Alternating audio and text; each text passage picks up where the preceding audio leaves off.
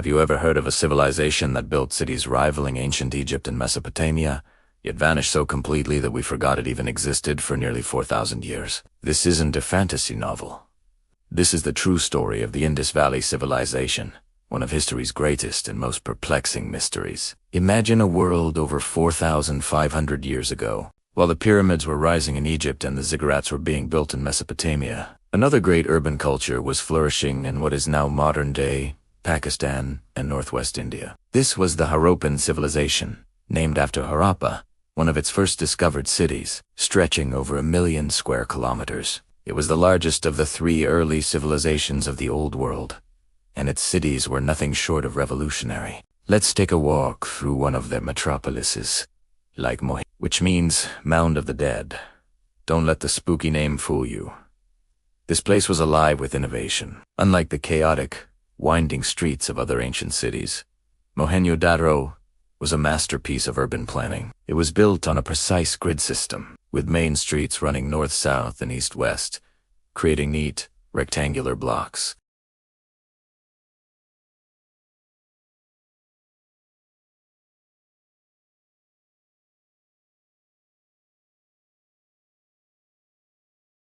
We still don't know for sure, but its sophisticated construction, with layers of brick and natural tar, is a testament to their incredible engineering skills. Now, let's explore the lower town. The houses here were built with standardized, baked bricks, a major step up from the sun-dried mud bricks used elsewhere. What's even more mind-blowing is their sanitation system. Nearly every house had its own private bathroom and a connection to a citywide drainage network. Covered drains ran along the streets, carrying waste away from the homes. Think about it. They had a more advanced plumbing system than many parts of the world had until the Roman Empire. Thousands of years later, this focus on cleanliness and public health was truly ahead of its time. The people of the Indus Valley were skilled artisans and traders. Archaeologists have found beautiful pottery, intricate beadwork, made from semi-precious stones, and small, detailed stone seals. These seals are perhaps the most tantalizing clue they left behind. They are covered in stunning carvings of animals' bulls, rhinos, elephants, and even a unicorn-like figure alongside a script that remains completely undeciphered. Yes, you heard that right.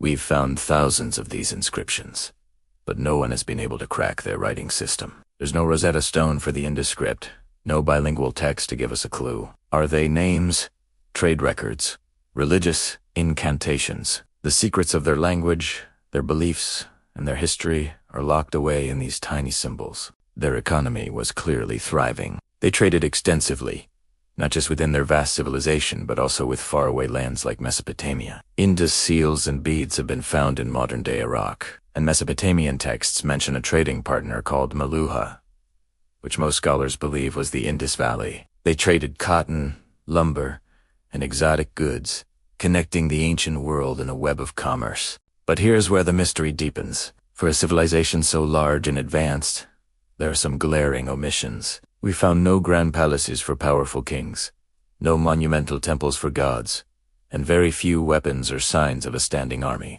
Their cities seem remarkably egalitarian and peaceful compared to their contemporaries in Egypt and Mesopotamia, who were all about glorifying pharaohs, kings, and warfare. How did they govern such a vast territory? Was it a collection of city-states with shared cultural norms? Was it ruled by a council of merchants or priests? The lack of royal tombs and grand monuments leaves us with more questions than answers. It's a society that valued order, cleanliness, and trade over conquest and royal grandeur. And then, around 1900 BCE, something changed. The great cities began to decline. The meticulously planned urban centers started to show signs of decay. Trade with Mesopotamia dwindled. People started abandoning the cities, moving to smaller settlements in the east and south. By 1300 BCE, the civilization had effectively vanished. The cities crumbled, were buried by silt and sand, and their memory faded from human history until their rediscovery by archaeologists in the 1920s. So, what happened? This is the million-dollar question. There's no single, easy answer, and experts are still debating it. One of the leading theories is climate change. The monsoon patterns may have shifted, leading to a long period of drought. The Gagahakra River, which was a vital water source for many Indus cities, dried up. Without reliable water for farming, the agricultural backbone of the civilization would have collapsed, making it impossible to support large urban populations. Other theories suggest that tectonic activity, like earthquakes, may have altered river courses and destroyed cities. Some have proposed that epidemic diseases could have ravaged the densely populated centers. For a long time, the idea of an invasion by so-called Aryan tribes was popular, but there's very little archaeological evidence of widespread warfare or destruction to support this. Most likely, it wasn't one single event, but a combination of factors, environmental, economic, and social, that led to this gradual collapse. The people didn't just disappear, of course. They migrated, adapted, and their cultural DNA likely blended into the subsequent cultures that arose in India. Some elements of Indus culture, like certain religious motifs or agricultural practices, may have survived and been passed down, becoming part of the rich tapestry of South Asian history.